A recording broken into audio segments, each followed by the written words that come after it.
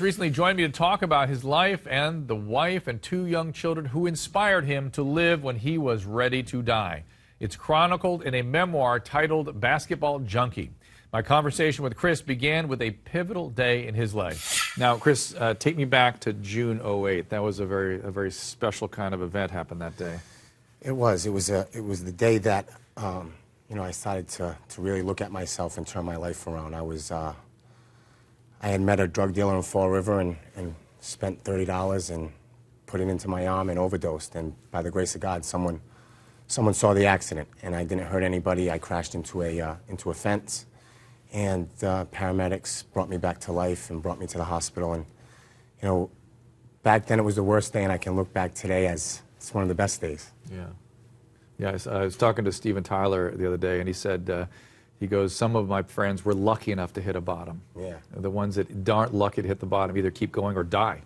So just to get this story right, I didn't hear this part of the story. You were DOA. Yes. You were dead in the car. Well, the police officer, when I came through, he said, I was kind of aggressive in the back of the ambulance, and he said, listen, buddy, you were dead for some time, and they just brought you back to life, so keep your mouth shut. Wow. How long had you been using at that point?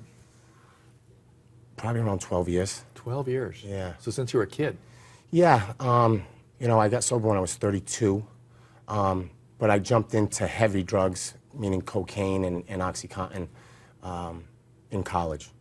Now, I said something earlier that you took exception to during the commercial break, that you were stealing meds from the medicine cabinet of your parents. Yeah.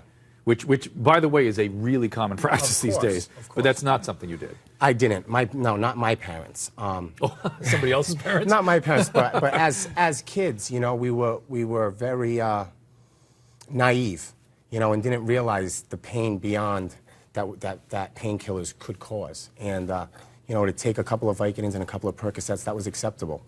And you were just partying. Just partying, and later on in life, it became a couple of OxyContin. And the pain that those little pills, and the doors that opened, they couldn't be shut for years. And were you playing ball on heroin? Oh yeah, absolutely. Overseas. I went to go play in 7 different countries, and I was able to score heroin in every country. Is that when you graduated heroin, was overseas? No, right before I took off to overseas. And was that the latter part of your career? Definitely. So I've seen this happen when guys get screwed up and can't manage themselves in the NBA because they have drug problems. They get hired overseas. It happens a lot, doesn't it? Yeah, of course. Yeah. Everyone would tell me, you got to get away. You got to get away from Fall River. You got to get away from Fresno. Do a geographic. And I found myself with myself in every hotel room in every country doing the same old thing until I was able to accept and forgive myself and surrender to it. Was when I was able to find peace. I understand you had quite a habit, though. Did I read that how much were you spending on OxyContin per month? About $20,000.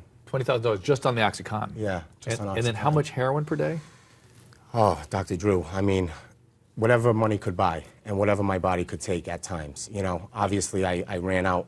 I read somewhere over 100 balloons a day? 100 bags. Yeah. 100 bags a day. It's different. Yeah. 100 bags a day. An obscene amount. An obscene amount. Lucky to be alive amount. Yeah, absolutely. Yeah. And now we talked about the car accident, and yet while that was a wake-up call, my understanding is you went to treatment and left prematurely. I did. And by the way, prematurely, you'd already been there like 3 months or something, right? I was there for about a month and a half. Okay. And my wife was giving birth to our 3rd son, Drew. And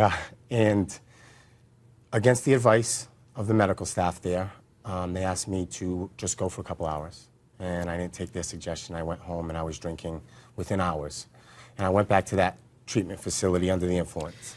I'm going to stop you here because this is a really important point for people at home, and I hope you'll back me up on what I'm about to say, which is that if you have somebody you love who's in treatment or you yourself are in treatment and a staff says, don't do this, there's a lot of experience behind that. They may not be able to give you a specific recipe for why, but even when it's just their instinct, it's enough that you should never take somebody out of treatment when any member of the treatment team is saying don't do this because they will use. Yes. Would you agree with that? Absolutely, 100%. And that's what happened to me. I had to learn the hard way. And when I left my wife and kids to go back, I went back under the influence. You went back to treatment? Yeah. Okay. Yep. 2 days later, I went back, and this counselor grabbed me, and he said, why don't you do the most courageous, admirable thing that you can ever do, and write your wife a letter saying you're never going to see them again. And meaning you're going to die, or you just want to get out of their life? Get out of their life. Yeah. And I went to bed that night contemplating whether or not, that was the best decision. And I prayed, I cried. And since that day forward, I've been fortunate and blessed, to stay sober. It's nice. Yeah. And yet it's still a daily struggle, right? Absolutely. Yeah, so people don't understand. It is a daily struggle, but, I also want to emphasize the fact that it's nowhere near the struggle. No, of course not. You know what I mean? Yeah, yeah, I mean, your disease is doing push-ups, Yeah. but you've been working every day, too. Absolutely. Yeah. And there's a certain sense of peace and happiness, and I can deal with this type of struggle any day compared to what I used to deal with. Right. Are you still with your wife? Yes. And that must have blossomed, that relationship. It did. She's an amazing woman. This book there's a love story to it, and I'm fortunate enough and blessed enough to be raising my kids today. Did your coaches ever step in and try to do something? They did. They did. Plenty of people did. My parents, loved ones, coaches, athletic directors. I just wasn't ready. I just really wasn't ready. And I had many opportunities. How do you, for people at home, how do they come to terms with that issue, that notion of I'm not ready when they're struggling with somebody who may have addiction? It's tough. It's such a fine line, When I see kids nowadays, especially with the harder drugs, and people would come to me and say, what do I do? Yeah. I mean, when you're messing with heroin and crack, that's Russian roulette, I mean, any day you can die. And so for me to see, in Massachusetts, they have the section law where you can take a kid and put him away. You can hold him. Yeah. And so I would recommend that any day. So do whatever you can. Keep No struggling. doubt.